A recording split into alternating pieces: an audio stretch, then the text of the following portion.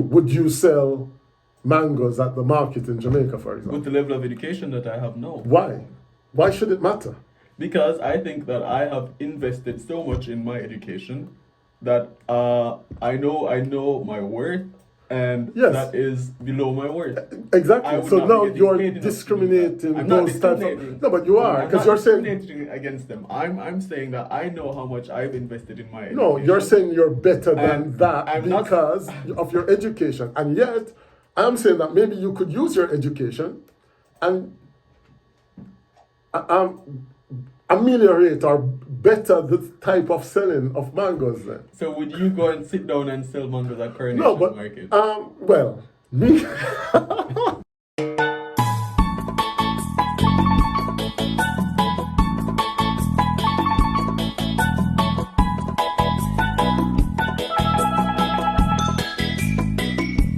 Welcome to the Caribbean Flair. My name is Edward Boucher Jr. and with me, My name is Michael Matterly.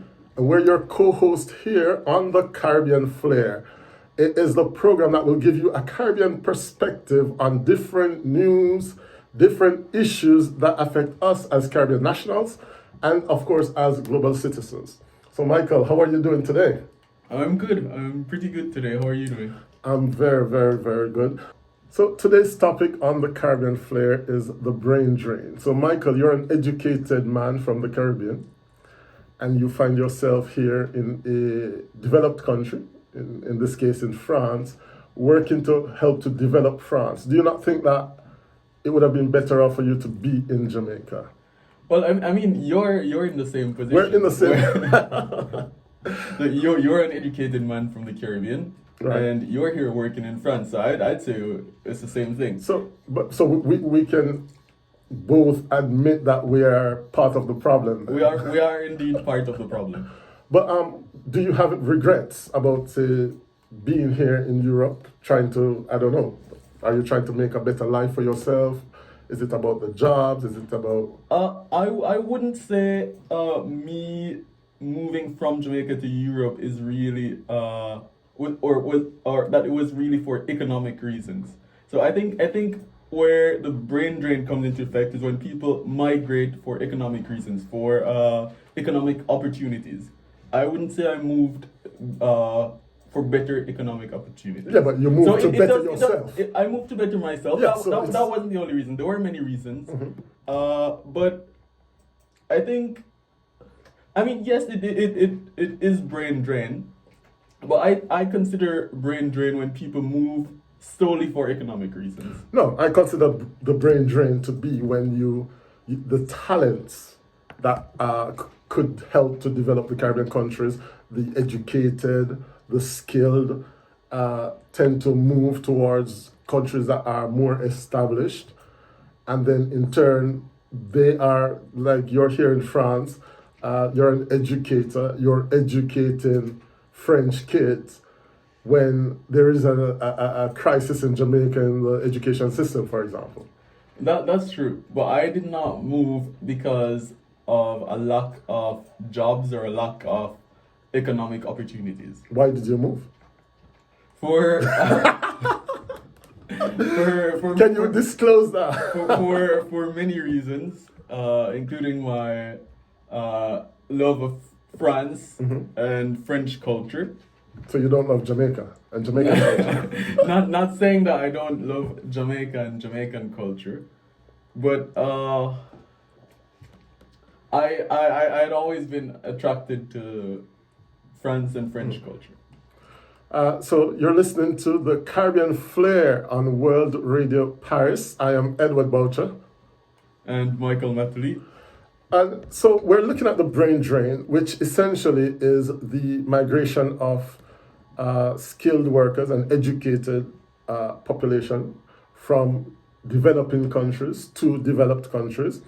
And it's not just an English-speaking phenomenon, because here in France, we have migrants from many different countries. Right.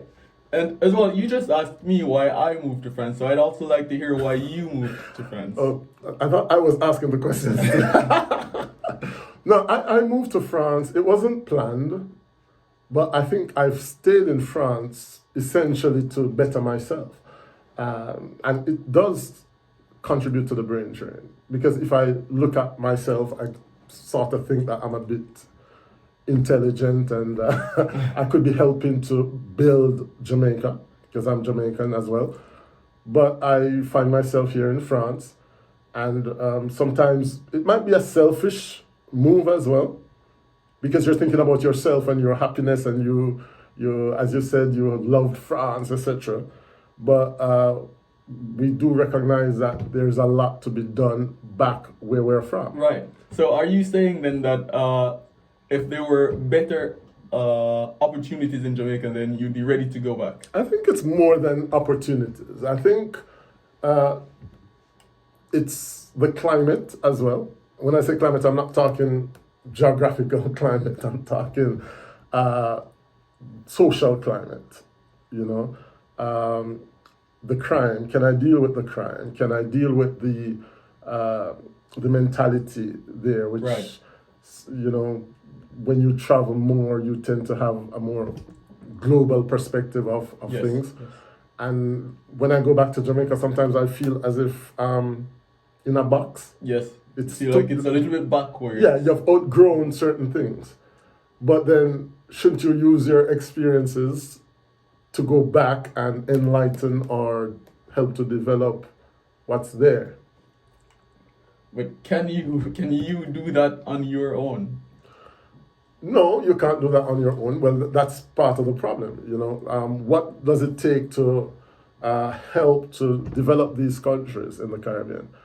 Nobody considers the Caribbean as a global force or economic force, and yet, because I was checking the stats before the program, and we have 44 million people in the Caribbean. Did you know that? No, I did not. Yeah, there you go. So we have 44 million people living in the Caribbean. That represents a potential market that can compete with, I don't know, countries like France or Brazil or, you know, but maybe we're not playing a role, or maybe we think that because we send remittances and that's role enough. I don't know.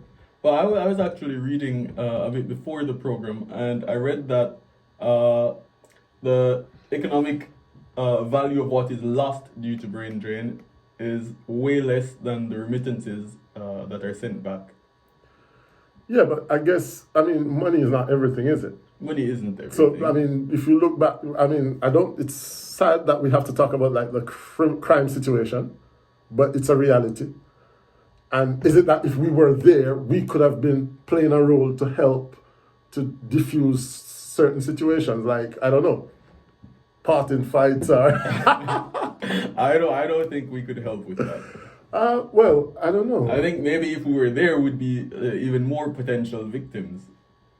So what's the answer then? Because now we have, if you look in the UK, in Canada, in the United States, and now we're migrating to even different countries like France and Germany and Netherlands. Well, I even heard that right now there are people fleeing to Mexico and then trying to cross the border from Mexico over into the... Trying to flee Jamaica. Yeah.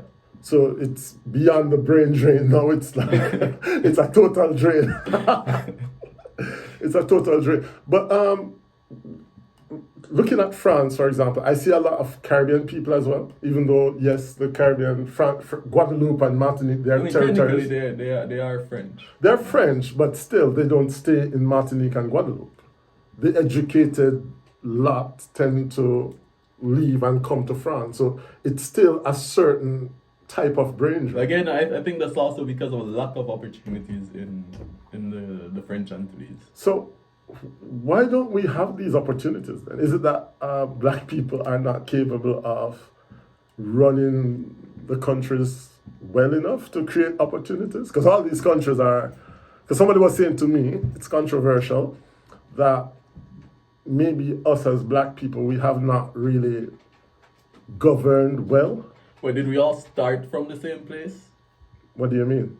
Meaning that in these predominantly white countries, they had a head start. What's the head start? You and I both know that there. Well, it's Caribbean flair. We can talk about.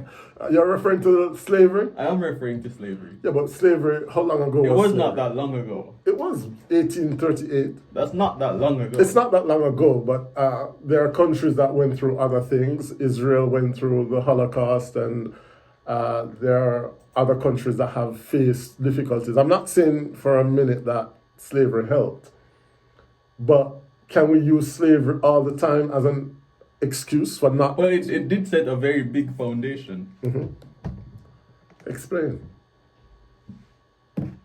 You're saying that it's slavery why we're still Not just that. It's, corrupt. It's slavery why we're not able to get our finances well. I'm not saying it's solely based on that, but it does play a part. It probably does. But at what point do we move beyond that barrier? Because migrating to a country that enslaved you, then is that the answer? Clearly not. Or I don't know, maybe it is for some people. There are many people who have benefited from leaving the Caribbean. A lot of us, I for one, I mean, I'm not from a rich family. I don't think we were dirt poor, but I was from a working class family. Working class means that you have food Monday, Tuesday, Wednesday, and then Thursday it starts to just struggle a bit, and then by Friday you're like, oh, I might not have lunch money to go to school, and things like that. So, is all of that linked to slavery? I don't think all of that is linked to slavery, no. And what's the passport out of that? Isn't it education? But if the educated few are leaving, then I mean, education with no opportunities after you get an education is the problem, I think. but isn't part of the problem though that we go to school and for us, what do we consider opportunities? The ability to get a job. But Right. we don't so we don't create a culture of creating our own jobs. Right. I think maybe more people should be creating businesses because what happens right now is that a lot of people go and get an education. A lot of people go and people talk about this a lot, but go to the University of the West Indies, and when they leave, they're working at a call center because they can't get any other jobs. Yeah. So maybe if we were taught more in school how to start our own businesses, then that would help the situation a bit. All right, you're listening to the Caribbean Flair here on WRP with me, Edward Boucher. And Michael Matuli. And we are giving you a Caribbean perspective on different issues that affect us in the world. And today we're looking at the brain drain, we're looking at migration, we're looking at immigration, we're looking at the reasons that propel people to leave their countries, to leave the Caribbean and go to these other established or developed countries in search of opportunities, or in the case of Michael, in search of love. Because that happens as well, I suppose. What's your take on illegal immigration? What's your take on people, as we would say back in Jamaica, running off? I understand why a lot of these people do it. A lot of these people might think that it's their last hope. They don't see any other future for themselves. But I don't think it's something that really works because, okay, you go and you run off, but then what next? I mean, you're not going to get a proper job like that.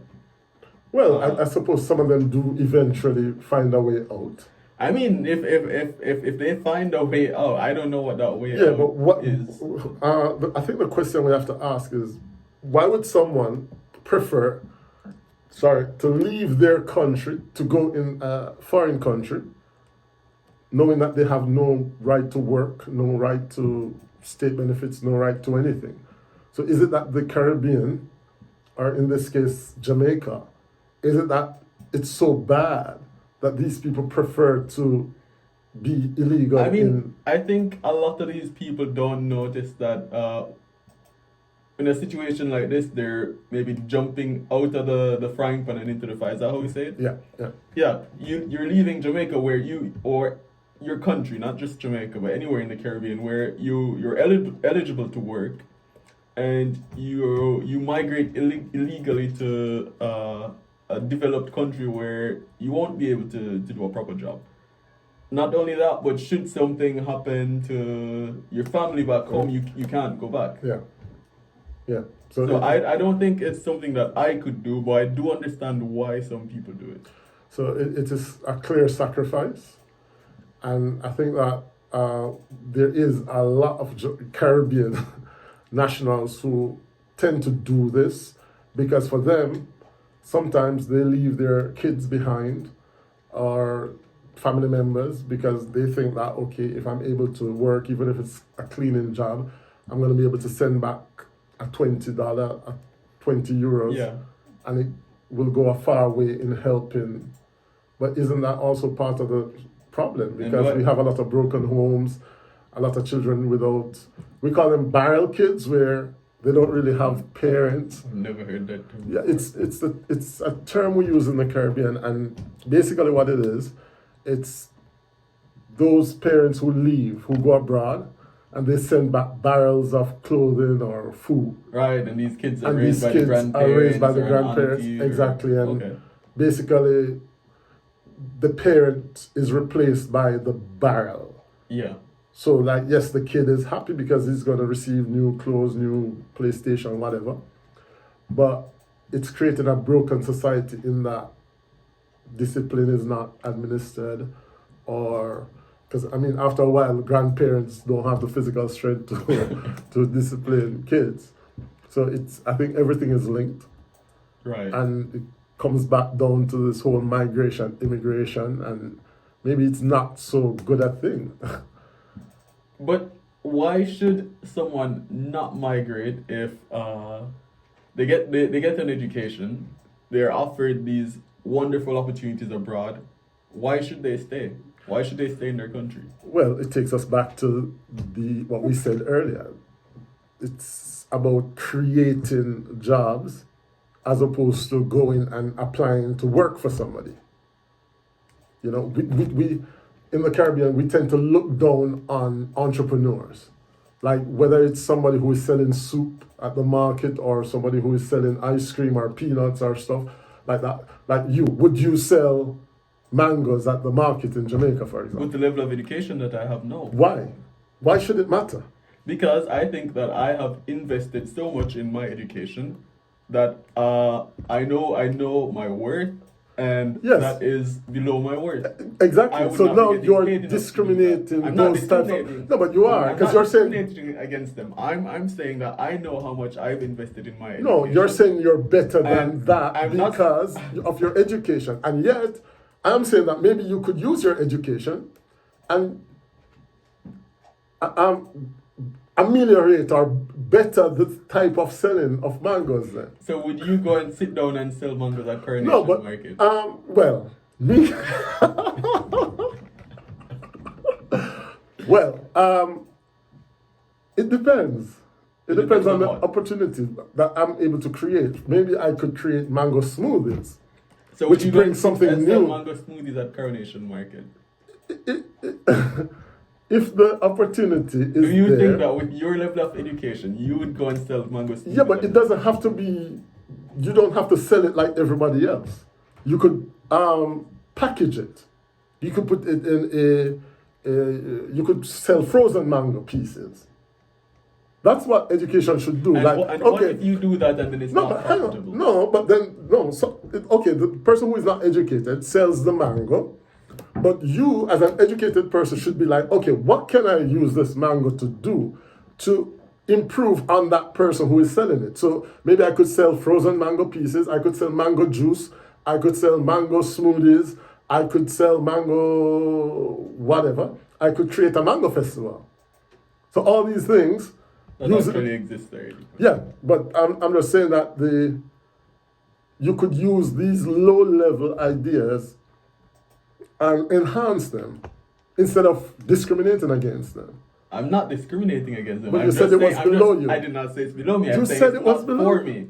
No, you said it was below you based on your education. Is it below you or is it not below you? Selling mangoes at the market is below my education level, yes. But do you agree that you could have a mango business as an educated person? You could have a mango business as an as an educated person. Sorry, you could have any kind of business as an educated person. Right. So it's not, sometimes it's not the what, it's the how. It's the how. That's true. Like, I mean, and that's the thing, like, we would laugh at people who are selling. I mean, 'Cause I don't laugh at people who are saying I don't know. You about laughed. I laugh You because were- you suggested that it could be for me, and I know it's not for me. But I it could don't be for laugh at people anybody. who are It selling. could, you probably would make more money selling mangoes at the I probably market would. than I don't know, Teaching. teaching. Well, yeah. Because, you know, you have a lot of people who are in good jobs, like teaching. When they go to the US or UK, they end up not teaching but doing jobs that you would think of as being beneath them.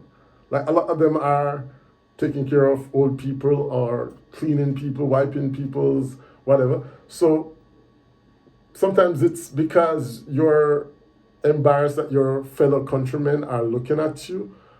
But if you're in another context, you do it and it's not a problem. I mean, I know I still wouldn't do it here. I sell Jamaican products here, and I don't see it as something demeaning. I don't see it as something demeaning. You It's buy just- from it's me just- sometimes. I do buy from you sometimes. I don't see it as something demeaning. I just know that it's not for me. Okay. So back to the whole question of these broken families.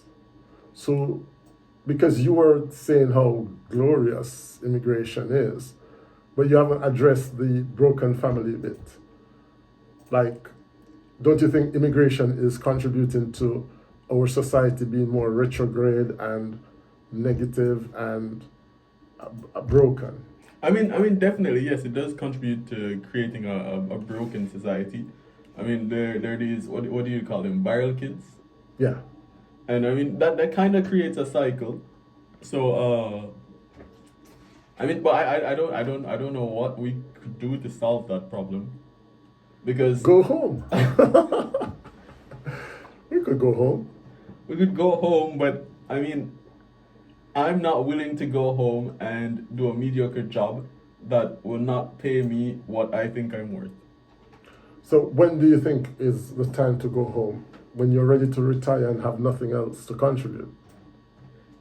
By 'Cause then that's I'll what have most- my pension to contribute.